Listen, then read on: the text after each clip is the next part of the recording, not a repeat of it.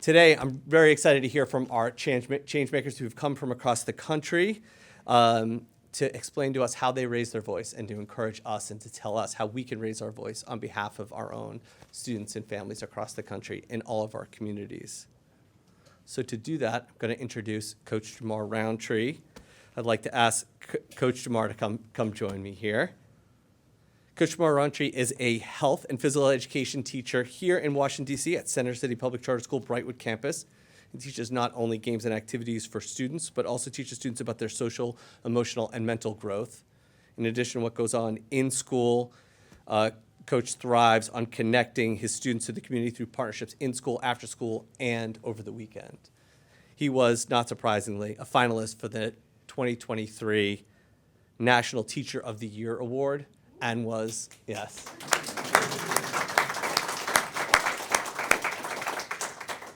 And was a 2023 Charter School Changemaker last year. So we're excited to welcome him back.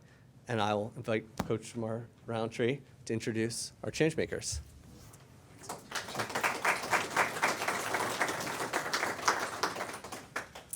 Truly excited to be here. First things first, thank you all for having me. And good morning, everyone. Good morning. So it is a pleasure to join the National Alliance today to celebrate National Charter Schools Week in this year's Changemakers. You guys over there. This year we are highlighting advocates in the movement. These individuals are, not only do they go above and beyond, they are changing lives in their communities and for their students. They have full-time jobs, but they wear many hats. And they are parents, they are caregivers, they make time for, not only for their students, but they make time to make sure they raise the voices of their students. It is an honor to have been the 2023 Changemaker, to be selected among 5 teachers across the nation, just like our friends are here today. I know how hard it is to be an advocate. I know how hard it is to be a leader in a school. I know how hard it is to feel like your voice hasn't been heard. And our Changemakers today are going to give you a little bit of a taste of what it means to be that, but also to be able to elevate their own voices here with you today. And now, I have the privilege of introducing our 2024 Changemakers. First, I'd like to say hold your applauses till the end so that we can get through it. But you can definitely do a silent cheer so that we still show a little love as I'm introducing the Changemakers here today. First is Jermise McAdams is a charter school parent of 3 and a former educator from Hueytown, Alabama. Jermise created the 3rd grade parent circle of Empowerment Community School in Bessemer, Alabama. I said that right? Bessemer. So thank you for the correction. Bessemer, Alabama, where her son attends school. Her children inspired her to step outside of the classroom and become an advocate for equity and learning. The Parent Circle is a space for parents to get involved in school and hold school leaders accountable and build skills and knowledge about how to be a parent advocate. Moving on. Zach Damanello is the executive director at Ricardo Flores Mayon Academy in Denver, Colorado. As a leader in a turnaround school, Zach uses his platform to advocate, provide resources for, and serve his community in any way he can. He has hosted legislators and policymakers at school, educating them on the importance of school funding, equity access for all, and breaking down the barriers of structural and systematic racism in the education system. Julia Rivera Tapia is a parent and an assistant school director at J. Paul Taylor Academy in Las Cruces. She helped me last night. She was like, do it this way, in New Mexico. Her tireless efforts have led to improved communication channels, increased parent involvement, and a stronger sense of community within J. Paul Taylor Academy. Julia leads the Equity Council and works to ensure that every student receives the support they need to thrive. Whether it's advocating for additional resources, addressing security concerns, or promoting mental health awareness, she champions initiatives that directly benefit our children. Cheryl Staley is the academic administrator at West Virginia Virtual Academy. Through her unwavering commitment and tireless efforts, Cheryl has significantly contributed to raising awareness for the remarkable charter school, expansion work in what's happening throughout West Virginia. She consistently shines a spotlight on the benefits of charter schools in West Virginia, especially in virtual schools, through media campaigns and community events. Cheryl has played a pivotal role in fostering connection and partnerships that have led to increased support and recognition for West Virginia's Virtual Academy. Colleges are offering dual enrollment and courses to students.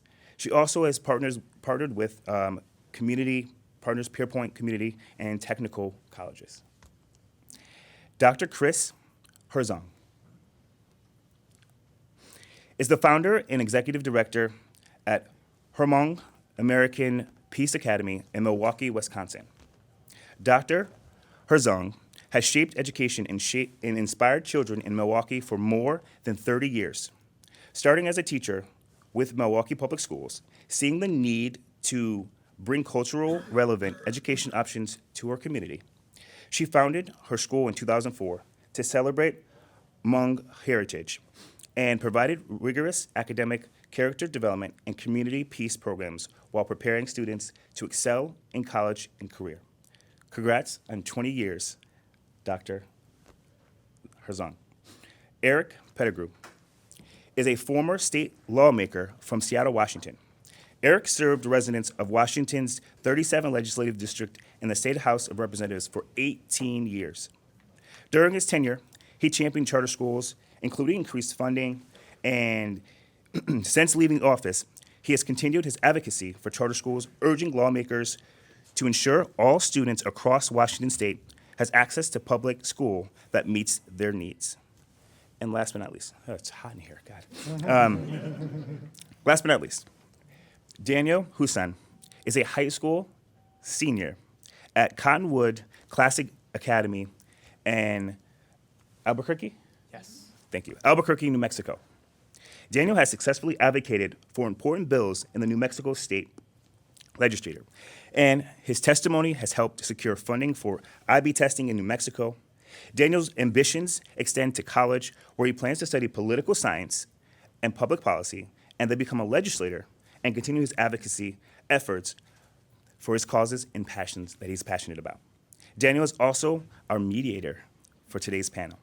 While Daniel joins me at the podium, let's give our 2024 Charter School Changemakers a round of applause.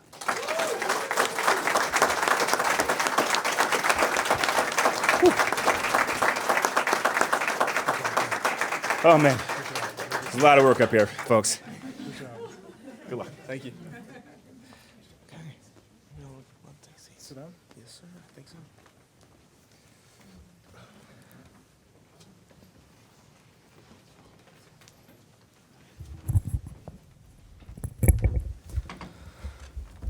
All right. Can everybody hear me all right? Yeah? Sounds good. All right. Thank you, Coach Roundtree and Eric. Welcome and happy National Charter Schools Week. Thank you.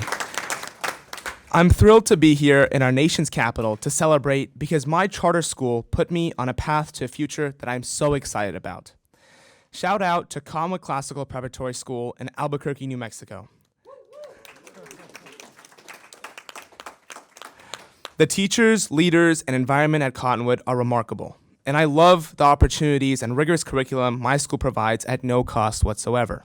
For example, this year, I was able to take IB exams at no cost whatsoever. Thankfully to New Mexico legislature, as well as my school, both of them were able to cover the cost of that. Not only that, but I'm also able to receive an IB diploma, which is no feat and something that I could not have done on my own. What I'm getting at is the fact that Conwood provided me with these opportunities, which inevitably led me down a great path where I got to meet fantastic people. I don't think that at any other school I would have been able to pursue my interests without the worry of cost. And that's why I'm an advocate for charter schools.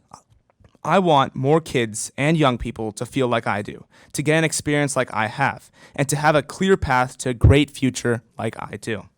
Too many students around our country are sitting in classrooms uninspired and unmotivated because educational settings do not meet their needs. And I want to change that. And that is what led me to find out more about the National Alliance and the Rising Leaders program. I was proud to be in the first cohort of the Rising Leaders Initiative. I learned so much about advocacy, government relations, and how to make a difference in my community. And now, not only do I have the tools to shape policy in my school and state, but I also get to help and advise the next group of rising leaders. And this is also why I'm excited to talk to my fellow 2024 Changemakers today about their advocacy work. These parents, community, and school leaders are already doing so many jobs every day for their students, and they add one more, being an advocate. And this is so special and important. So let's dig in. All right. My first question is to our parent changemakers. Parents are parents in education, and it is so important to be involved. Demetrius and Julia, why are you an advocate for your children's education and specifically for your charter school? Was there a moment when you knew you had to take a more active role? Demetrius, let's go you first, then Julia. Okay, good morning, everybody. So I advocate for. Nice. All right, that's better. Okay. So I advocate for my children because I recognize that no matter how highly decorated a facility, a building, instructors may be, there is absolutely no one more qualified to advocate for their best interest than I am. I was attracted to my charter when I read the founder's goal and mission to provide a personalized learning approach. And most times when we hear that, we think about like an IEP for our special needs learners or exceptional learners. Well, for my child to be in a position where he can receive a personalized approach to learning, that meant a lot to me because all of our learners are unique. I don't think that there was one moment where I felt like, I had to make a change. I think it's more so like a culmination of having one-to-one conversation with parents, hearing their stories, their dreams, their expectations, experiences, is when I realized that we're so different, but we're all fighting the same fight. And we feel isolated. And that's what pushes me to continue to advocate for parents to have a voice and be seated at tables like this. Sounds good. And Julia? Daniel, I'm so happy that you're here. We're representing New Mexico. I also taught at IB schools, and charter schools have been what has made the difference for me and my children. So I began teaching in 2005 in a public school of the inner city of Albuquerque, and I noticed there that our kids weren't getting the education that they deserved, right? Their parents work very hard. They work 2 to 3 jobs, and they don't have any money to do extracurricular activities with them. They don't have the time to sit with them and read. They don't have the time to do anything extra. So in 2012, when I joined a charter school in New Mexico, I was thrilled to know that they had the opportunity to learn Suzuki violin for free, that they had an IB program to learn for free, that they could learn Spanish, they can learn Arabic, they can learn all about the world for free. The charter school movement is what really makes a difference, and we're moving in the right direction for our kids. If we want to move our nation, the charter school is what makes a difference. So charter schools, we do schools, but we do it better. Nice. Thank you for all you do, not just for your kids, but all the kids at your school. I am so grateful for my parents who are here with me today and for being super involved at my school. Hi, Mom. Hi, Dad. All right, we're going to move into our second question now. Eric, you are a true community advocate. You are involved in many organizations in Washington State, and in true active service, you represented your community in the state legislature for almost 20 years, where you supported more funding for charter schools. What does it mean to be an advocate both inside and outside the government for public education? Thank you. Answering that question makes me think of my journey here today. I woke up this morning and I tried to put my belt on and it broke.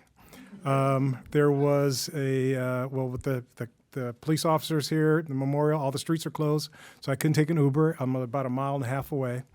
And so I had to walk from my hotel here, pulling up my pants, holding an umbrella that I borrowed from one of the valet people, and but I was determined to get here.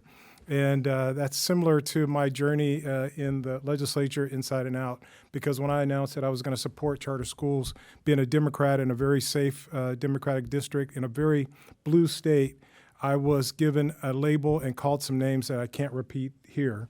And that was very difficult because some of those folks that were calling me names were family and friends and people that I thought were really close, that I was close to.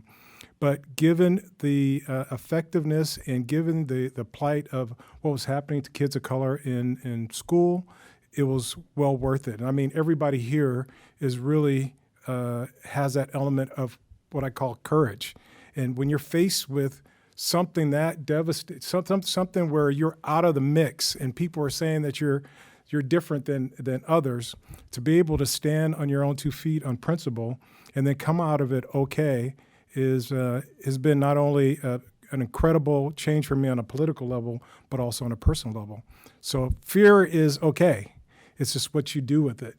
And to see that in the face of fear and related to pushing back on the traditional systems of education, that I was able to get through that and shine. And this award today kind of reaffirms that for me, which I really super appreciate. And I appreciate everybody around here for taking on that element of fear and not stopping like it's easy to do and just pushing through it and actually doing what's right. Right. Thank you for your support, our special schools, and continuing to advocate for public education options. And also, thank you for persevering and making it here today. All right, so we're going to move into our third question. Cheryl, Chris, and Zach, as school leaders, you wear many, many hats on a daily basis. CEO, teacher, therapist, the list goes on. And yet you, like many leaders across the country, choose to put on one more hat, being an advocate. Chris, let's go to you first. You founded Hmong American Peace Academy. You saw a gap in education options in your community and took action. Tell us about how you had to advocate to open your school and what has advocacy looked like for you as your school has grown. Thank you. Since the end of the Vietnam War, many Hmong people found themselves to be refugees. And so at the young age of 10, my family and I escaped Laos and seek refuge elsewhere. Overnight, we became refugees. And as a result, this experience at a young age showed me the power of resilience and pushed me to serve the Hmong community. As refugees in the United States of America, we were finding our youth joining non-productive organizations such as gangs. And so in 2000, I called my community together and advocate for changes. And therefore, we opened our first Hmong charter schools. The mission and vision is also a proof that with hope and freedom that you could create our charter school that instill the culture values of who you are, where you come from, so that you could be productive citizens and not takers of society. Couple that with character development and a love for peace. When we opened in 2004, we served 200 students. Today, we're serving 1,900 scholars in K-4 through 12th grade. We're making a difference. We're transforming lives. Our scholars, our parents, our communities, our cities are all transformed through our missions and in our investments. Our scholars are transformed from at risk to becoming independent, critical thinkers, prepared to succeed in college and life. Our families are transformed through our children taking strides to success.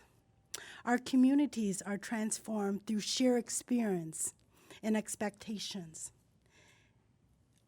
Our cities are transformed through proofs and inspirations that turnarounds are possible, and that education can deliver on its promise of prosperity. I advocate for public charter schools because to transform our life, we have to change our world. And that's what we do at the charter school level. We're continuing to advocate day in and day out for the rights to get a fair chance to be successful, to be productive citizens for themselves and their families. And that's why I advocate for charter schools. Thank you, Chris, for all your work to serve your community. Cheryl, you lead a new virtual school in West Virginia. How does your approach change when advocating for the needs of your students who want and elect to be in a virtual setting? Great, thank you very much. And Daniel, wow, you are an impressive young man. West Virginia Virtual Academy is a new school. We are finishing our second year, and we are a place for non-traditional learning. And being from a virtual school, we have to really educate the community as to what we are, and more importantly, as to what we are not. We are not pandemic education. We are not putting a student in front of a computer for 8 hours a day.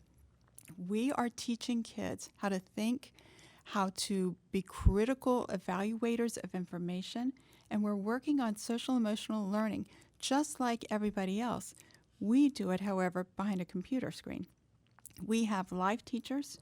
Our teachers are certified, and they work endlessly with our students. And our students come to us in many instances with a tremendous amount of trauma, and we are having to work with our families to help our students move beyond.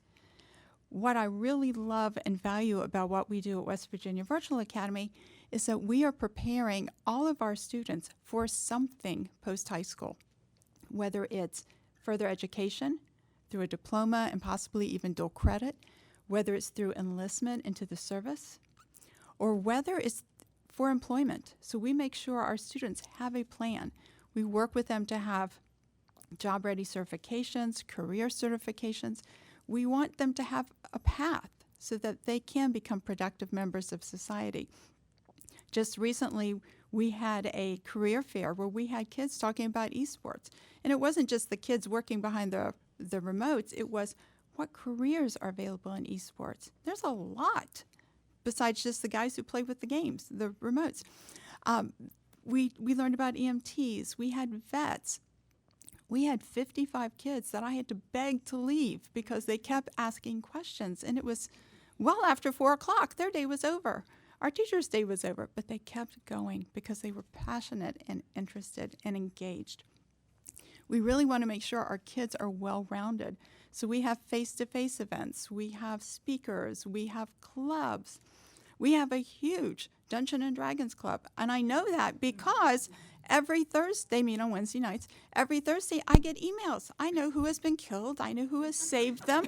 I know nothing about Dungeons and Dragons. But apparently we have a very friendly ghost who saves people, whatever that means. I think it's a good thing, I hope. But we really want to make sure our kids, we're mitigating learning loss. We do that through the flexibility of our model. Our teachers are creative in how they deliver instruction.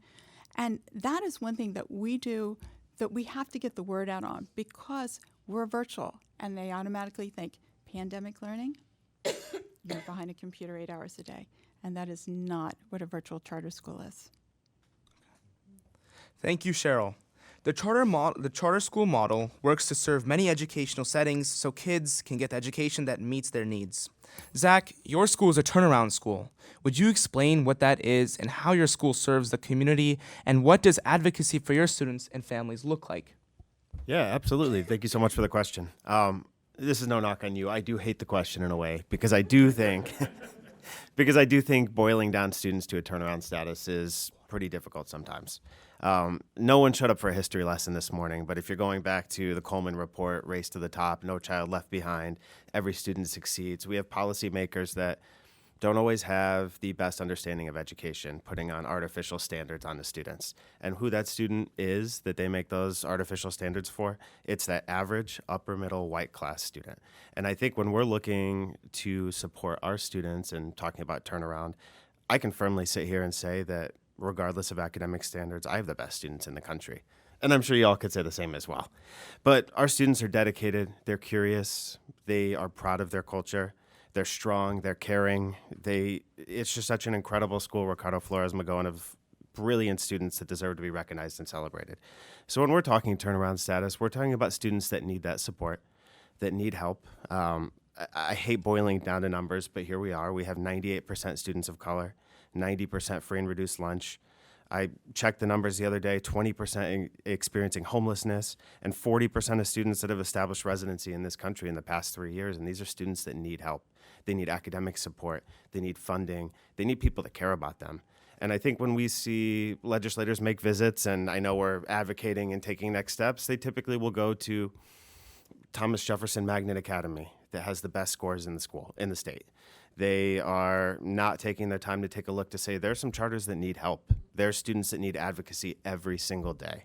And I think within that, I know plenty of adults that can't complete a single task because they woke up on the wrong side of the bed in that morning. And you're talking about students that are experiencing so many things that many of us never had that need those caring adults for them.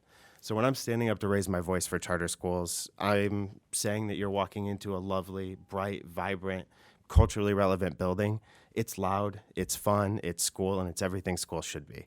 So when you boil it down, to turnaround school just means we need extra help. And that means that I need to use my voice. I need to make sure that each and every single one of our staff is behind that mission, whether it's the gym teacher that's there from 7 a.m. to 7 p.m. running sports to make sure we have 6 teams. Go RFMA Eagles, just won the state girls soccer championship, which is exciting. But whether it's that or whether it is a third grade teacher spending hours after school putting on a career fair, we need that help. We need the community. We need people behind us. So when I do boil it down to a turnaround school, it just means I will never stop raising my voice to make sure our kids get what we need. And that's what we're here for. Nice. Thank you, Zach, and congratulations to your sports teams. Your students and your community are lucky to have you advocating for them. Okay, so now we are going to enter the lightning round of the program. You all have 90 seconds each to answer the question. Okay, this question is for Chris, Cheryl, and Zach. What is one thing you wish lawmakers at the federal and local levels knew about your school and the work you do? So we'll start off with Chris. Thank you. The one thing that I desire lawmakers to know about Hmong American Peace Academy is that we're transforming lives one child at a time, and that we have 100% of our scholars are minority students. Teaching poor children in the city of Milwaukee is hard work, damn hard work, pardon my French. But at HAPA, we do it differently. We focus on academic rigors. We build on cultural strength. We make sure that they have the skills and the mindset to be successful. And that 100% of our minority students are accepted to college. Daily attendance is nearly 100%. And nearly 100% of our students are thriving each and every day at our school, and that they're becoming productive citizens. I'll tell you a story that when we opened in 2004, we had a little girl attending in K4, did not speak English, did not know how to write her name. She graduated as valedictorian, went through into college, and she is now a third-year medical college in Wisconsin, being productive for herself, her family, and the community. And that's what we are, and that's what I want lawmakers to know, that we are transforming lives, one city at a time. Thank you. Sounds good. On to Cheryl. Okay, I can do this in less than 90 seconds because it's very simple. Virtual charter schools are excluded from USDA regulations for free and reduced lunch and meal programming. Our students need to eat. So there are 4 million people, 4 million students, and from what Eric was saying earlier, Stride, which is the company I work for, has 200,000 students. West Virginia Virtual has 1,300. Our kids need to eat. So we need that legislation changed. Okay. Next, Zach. I think my biggest message would be that to legislators that it's never enough. It's never enough for our students. We need to make sure that we have more money, more funding, more training, more support, and everything to make sure that our teachers are well funded, that our students are well supported, and that our communities are growing and thriving. My first layer of advocacy is always at that human level. Our students and families have the right to exist in this country, to live here, and make sure that they can thrive within our schools. We hear it all the time, but the anti-immigration, the anti-migrant rhetoric is flagrant and disgusting, and we need to make sure that we're stepping up to support every single one of our students that are here, because they are here and they are our community. Outside of that, it's going to take some deep, systematic change within our education system to support all students, whether it's public or charter school. We really need to make sure that we have more pipelines of support to make sure that we have students, again, students being supported, but I think one of those things that we need a pipeline is to getting people to want to be teachers. And that includes teachers of color to represent our students that we have. It's 2024, and it's absurd to me that you can get a free ride to college for anything except being a teacher. And we need to make sure that our teachers are funded, that you can go to school, that you can get a master's, and you're not leaving 140 grand in debt because you want to be a teacher and you want to support your society. Besides that, I will never stop advocating for making sure that our students are fully funded, whether that is at a federal level, whether that's at a state level, whether that's a charter or a public school. We need more support. So please work with us, bring it, and actually listen to educators. Sounds good. Excellent answers. Thank you, everybody. We can give a quick round of applause and then move into the second one.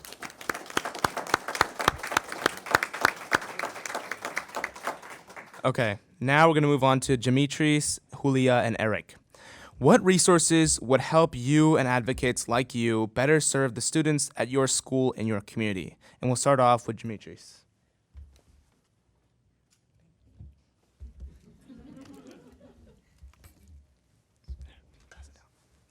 I think that most of us would agree that our students are most successful when they have adequate parent support.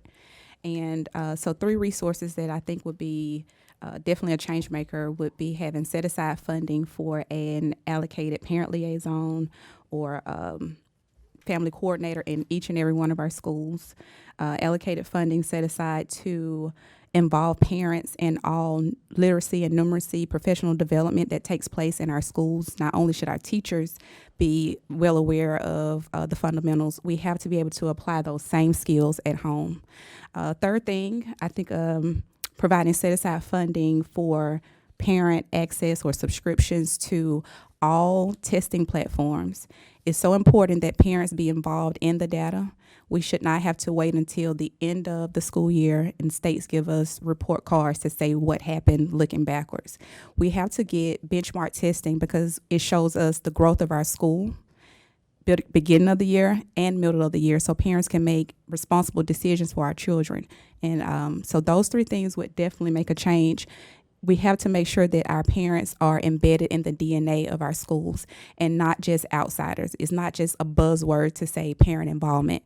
We need to be a part of our DNA in our schools by making sure that we have staff that's there and speaking up for kids, speaking up for what we need to see in our children's future. Nice. Okay, on to Julia. In Las Cruces and in the whole state of New Mexico, it really comes down to funds again, right? We need to, in order for charter schools to expand our campuses, it's very, very difficult for us to get locations, to get, just to grow. We need more funds to make sure that all children are able to attend charter schools. So at our school at John Paul Taylor Academy in Las Cruces, we have 200 students, and I have a 200 wait list. We need to expand the school. The need is there. The community wants to be there, but we do not have the physical space to do it. We don't have the funds to expand. The other thing that I would ask is, again, funds for busing. So in New Mexico, we do not have funds allocated for our buses. So if a child wants to attend one of our schools, you're better find a ride, right? So if you got into the school by the lottery and you are unable to get to our school, then you're out of luck. So I think that this is something that we really need to look at, and funds really need to be allocated so that everybody is given an opportunity to attend the charter school of their choice. Thank you. And I very much agree with that too. As I've seen from my own charter school's perspective, funds and space is a very big issue, especially within New Mexico. I know Conwood Classical Preparatory School is a great school, highly rigorous, and everybody wants to get in. But the issue is Conwood simply doesn't have the room. And to expand even more takes a lot more money that they do not have. But I second everything you said, Julia, and we're going to move on to Eric. So I am not typically in every single building. I'm usually advocating for the sector as a whole. And the one, being a former legislator and spending most of my time in front of other lawmakers, the most important resource that we've discovered are the parents and the students themselves. And a way to encourage or train them to be advocates and be in that forum where they can talk to legislators and advocate on behalf of charters would be an incredible resource to have built into every single building, as well as a way to retain those parents once their kids have moved on to college or out of school. If we can capture that resource as a movement, there is no legislator that I can ever think of that would turn away from a parent or child talking about the transformation that experience has had for them or their child in their lives. So any training that we could build in and provide, and any retention of keeping that advocacy in the mix is an incredible, valuable tool that charters can build on and actually take on. Another things I think we should, I'm just kind of go off a little bit. I think I got about 14 seconds. Politicians make things up, so is that we should embrace some of the things that, our opponents are talking about. Oh, equality. Oh, you're not, we should embrace those. We should say, hey, okay, that's fine. We're going to be the example of what quality is. We're going to be the example of what community engagement is. We're going to be that example. And so then we put it back on them to say, now you meet our standard, versus us trying to prove that, oh, no, we're as good as you. No, we're actually striving to be better than you. So thank you. Sounds good. All right. We can give a quick round of applause for the second lightning round. All right. Thank you, all Changemakers. That was a great discussion, and I learned a lot, and I hope our audience did too. Let's give, one more round of applause for our Changemakers.